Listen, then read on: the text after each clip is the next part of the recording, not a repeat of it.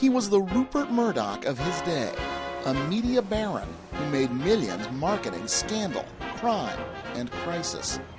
He was so rich that he built this castle as a monument to his vanity. So iconic that his life story inspired the movie classic Citizen Kane. It was the kind of story Old Man Hearst would have loved, but few who watched it unfold 35 years ago could have guessed that instead of ransom, these kidnappers wanted attention for their cause, even if they weren't quite sure what their cause was. But one thing was for sure, Patty Hearst had been kidnapped. The granddaughter of the famous yellow journalist, William Randolph Hearst, was gone. And the nation? Well, they were waiting for 2 years, anticipating her fate. This is her story. Patty Hearst was a 19-year-old college student, the third of 5 daughters born to Randolph and Catherine Hearst. Privately schooled and groomed for a life of leisure, Patty, nevertheless, had a rebellious streak. She frequently clashed with her mother and dismayed both parents when at 16 she started dating her 23-year-old math tutor, Stephen Weed. By the time she was 18, Patty and Steve were living together in Berkeley. They planned to be married in June. Then, everything changed. In Berkeley, California last night, the granddaughter of William Randolph Hearst was abducted by 2 men and a girl in a bizarre kidnapping. Our car broke down. We need a phone. Patty Hearst. No!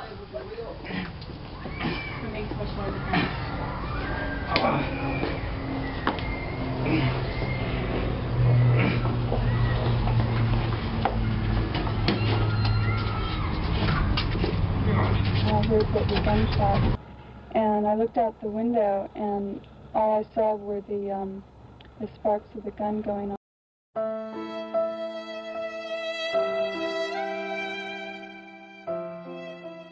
Nobody knew what happened to Patty Hearst after that night. Accounts say that she became a rape victim and she was constantly physically abused by these kidnappers. There was few evidence left of her audio tapes that she sent to her parents. Of the following, these are the few of those examples left. Mom, Dad, I'm okay. I had a few scrapes and stuff, but they've washed them up, and they're getting okay. I'm with the combat unit that's armed with automatic weapons, and there is no way that I will be released until they let me go. Mom, Dad, I love you. I want to go home. Many people began to doubt Patty Hearst's stance on the situation she was in. Much of the population began to think that she had been part of the SLA, the group of kidnappers who whisked her away from her home. But according to her, she had been brainwashed.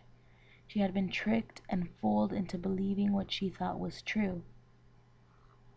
But in reality, they were just lies. Lies that she vulnerably fell into.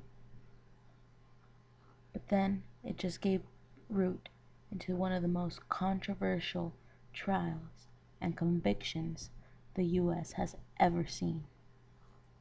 These are a few of the pictures that was taken of her on the eve of the robbery.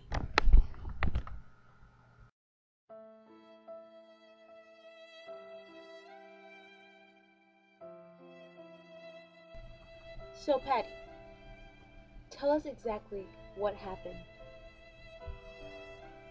Well, it was unfair that they arrested me.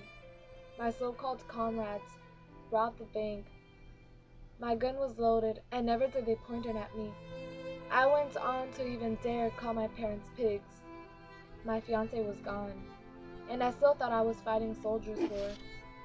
But this was all automatic, all without reason, you see. Those words I spoke, part of the brainwashing idea I underwent. There were many reasons why I didn't run.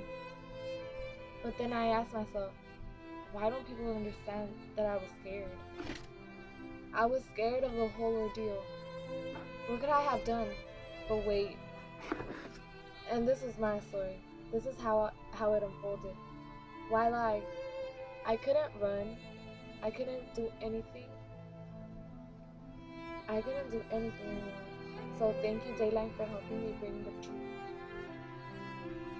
Thank you, Miss Patty, for telling us the story in your eyes and your point of view. Hopefully, justice has come to your side, and we thank you all for letting us come into your living rooms and telling you the story of the granddaughter of the famous yellow journalist, William Randolph Hearst.